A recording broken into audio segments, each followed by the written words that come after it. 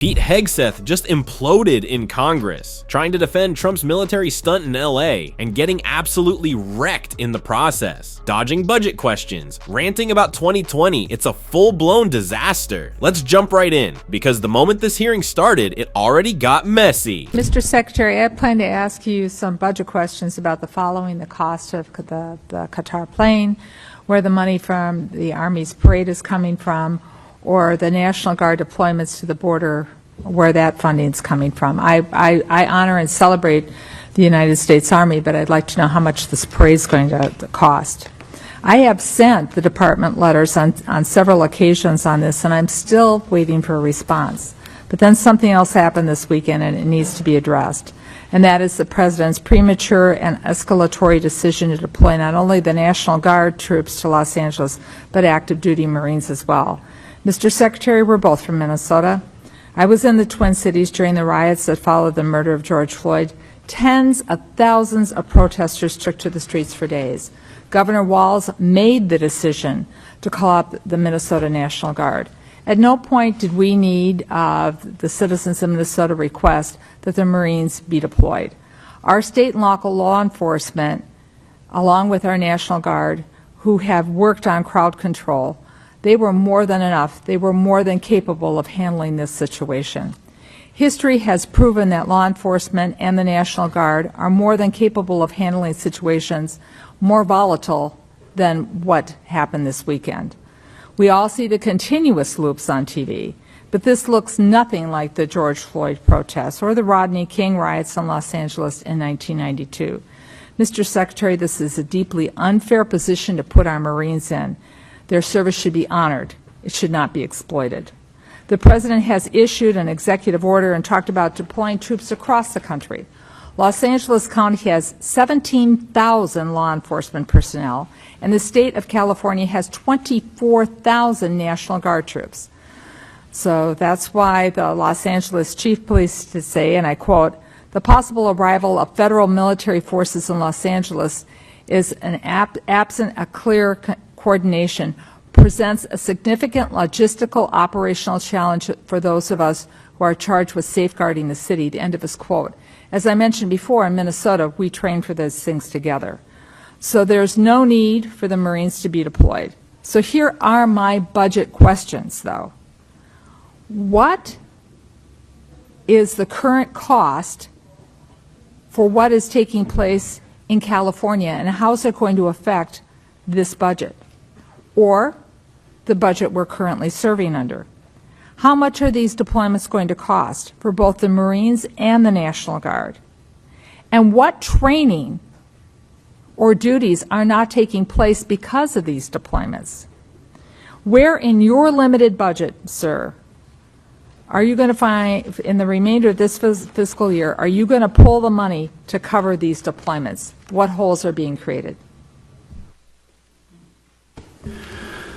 Well, Congresswoman, thank you for the question. You are right. We are both originally from Minnesota, which is why I recall 2020 quite well, when Governor Walz abandoned a police precinct and allowed it to be burned to the ground, and also allowed 5 days of chaos to occur inside the streets of Minneapolis. The police precinct, ma'am, was abandoned and burned to the ground. And because of that, the National Guard was eventually far too late mobilized. And President Trump recognizes a situation like that, improperly handled by a governor, like it was by Governor Walz, if it gets out of control, is a bad situation for the citizens of any location.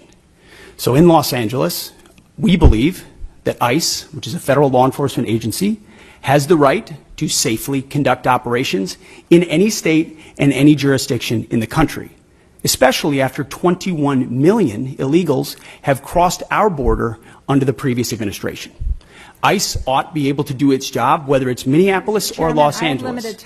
Oh, look at that. Classic Trump-style dodge play, now starring Pete Hegseth. Our Congresswoman asks for a budget breakdown, and he responds with a bonfire history lesson from 2020 and a surprise ICE monologue. Nice pivot, Pete. But nobody asked for a Fox News segment. He clearly has zero intention of answering where the money's actually going. It's like asking for a receipt and getting a bedtime story instead. But trust me, Congresswoman McCollum, she's not just going to sip tea and let that circus act slide. She's coming back, and it's about to get uncomfortable. I asked a budget And they are question. being- Could the Secretary please address the budget? Thank you. You asked about the situation in Los Angeles, and we believe Asked about ICE the budget. agents should be allowed to be asked about safe the budget, in doing sir. their operations, and we have deployed National Guard and the Marines to protect them in the execution of their duties, because we ought to be able to enforce immigration law in this country, unlike what Governor Walz did in 2020. There are 17,000 LAPD, you mentioned that. There would be 18,000 if not for the defund movement that folks like Gavin Newsom and Karen Bass have Chairman, implemented. If The police chief if said Mr. she was Chairman, overwhelmed, if the Secretary's not so we going to helped. ask the budgetary questions, I will yield back my time if the Secretary refuses to answer the budgetary questions I put before him. They're important. What training missions aren't happening? Where are you pulling the money from? And how are you planning this in the moving forward? These are budget questions that affect this committee and the decisions we're going to be making in a couple of hours. If you're not going to answer them, please let the chairman know, and I will take back my time and I will yield it back to the chairman. Mr. Secretary. At this point, Hegseth isn't just dodging, he's doing cartwheels around the actual budget questions, like he's auditioning for America's Got Deflections. McCollum asked simple, direct budget questions, and he's over here ranting about Gavin Newsom, ICE agents, and the defund movement, like he's reading off a Fox News bingo card. It's honestly impressive how much he didn't say. The man could talk for hours and still not answer how a single dollar is being spent. Just look at this circus. All lights, no receipts, and absolutely no real answers. Okay, I want to just let us know what accounts you're pulling the money to fund. Thankfully, unlike the previous administration, we've got a 13% increase in our defense budget, and we will have the capability to cover down on contingencies, Mr. which is Chairman, something the National Guard and the Marine plan that for. time. So we have the funding to cover down on contingencies, especially ones as important as maintaining law and order in a major American city. As far as training, all of the units on the ground have been fully trained in their capabilities of what they're executing on the Chairman, ground. ask for budgetary. If he needs to get back to the committee with the numbers, I'd appreciate it, both current and present. I'm happy to submit them for the record. Pete Hegseth is in full meltdown mode, and honestly, no one's shocked. This man is unraveling like a cheap flag in a wind tunnel. It's painfully clear he has no real answers, just a lot of military-sounding fluff to distract from the fact that he's got nothing. And let's be real, Pete shouldn't have been anywhere near a Senate confirmation hearing to begin with. The guy's more committed to sucking up to Trump than serving the actual job he's been given. Even Trump is reportedly done with him. And when Trump thinks you're too unstable, yikes. So now Pete's doubling down, leaning hard into this law and order act by backing Trump's attack on peaceful protesters in LA. Like it's some kind of loyalty test. But the next clip, Congressman Aguilar steps in. And Pete's answers? Oh, there's something else. There are moments where you make do as best you can temporarily, but we are ensuring they're housed, fed, water capabilities in real time from my office, because I care that much about the California Guard and the Marines and the men and women who are supporting our wasn't true ICE as of agents on yesterday, the so ground. you should check It's with your true office. every day, and that's a disingenuous attack that misrepresents how much we care about our troops and long what will they're the doing to deployment defend ICE agents. I'm not going to take the fact that we don't care about the troops. Nobody cares more about the troops at the top than this secretary and the Mr. chairman Secretary, and our how long will department. the deployment last?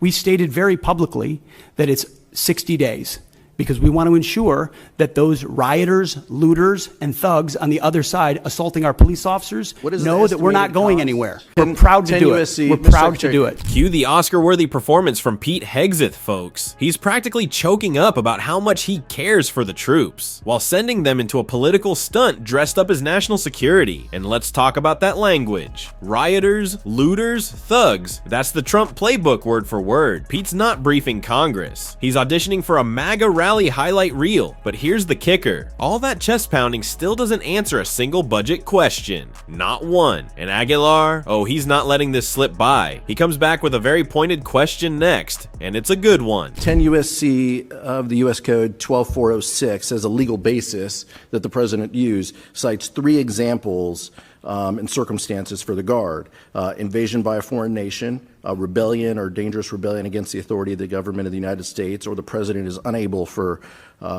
with regular forces to execute the laws of the United States. Which authority is triggered here to justify the use? I don't know, you just read it yourself and people can listen themselves, but it sounds like all three to me. If you've got millions of illegals and you don't know where they're coming from, they're waving flags from foreign countries and assaulting police officers and law enforcement officers, that's the problem. The laws of the United States?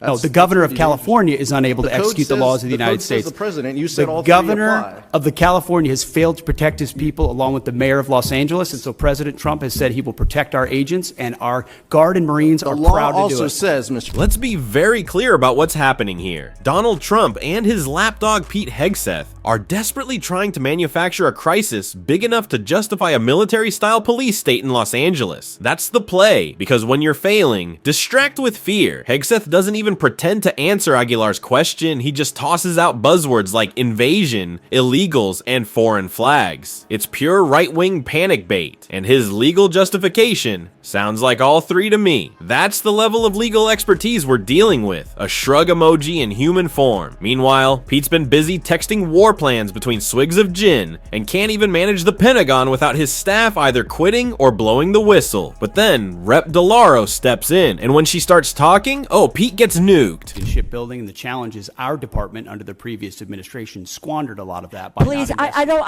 want your plan. I've had difficulties with the prior administration, and I don't mind calling them out. What is your plan for the future? Can we get that in writing and on paper so that we know where you're going? Because we don't have anything today. We have zip, nada, and knowing where you're going. You can talk percentages, you can talk about whatever you want, but unless this committee sees dollars and cents and where you're going and what your plan is, then we may reconsider what you need to do to go forward. Give us the details. Congresswoman, we have the details and we will provide them Then let's for you. have them before we, and my hope is that we could get to it before we go to a markup within a few hours here today. Pete Hegseth is a walking case study in how not to run the Pentagon. The fact that this guy is in charge of national defense should make everyone pause and consider how far off the rails Trump's government has gone. DeLauro asked for one simple thing, a plan, a real one, on paper, with numbers. But Pete gave her buzzwords, blame, and a vague promise to maybe email it later, probably from his burner phone. It's crystal clear at this point. The only qualification that matters in Trump's inner circle is loyalty, not strategy, not competence, not sanity. That's why Pete is still here, even after leaking war plans to Elon Musk like they were bad memes in a group chat. That alone should have ended his career, but nope. Trump needs distractions. He needs chaos, and Pete's his chaos courier. And while Trump spirals deeper into his own unfiltered delusions, people like Hegseth are the ones turning that madness into policy. Policies that attack protesters, erode basic freedoms, and militarize cities for show. This isn't about law and order. It's about keeping Trump's ego afloat while his mind sinks into the Mar-a-Lago quicksand. And let's not pretend the mainstream media will say it. They won't. That's why we're here. Because this isn't normal. This isn't boring political noise. This is the soft launch of something much darker. And Pete Hegseth is just the beginning. If you want more breakdowns that cut through the noise, hit subscribe, give this video a like, and stay tuned. Because what we just uncovered about Trump, oh, you'll want to see that.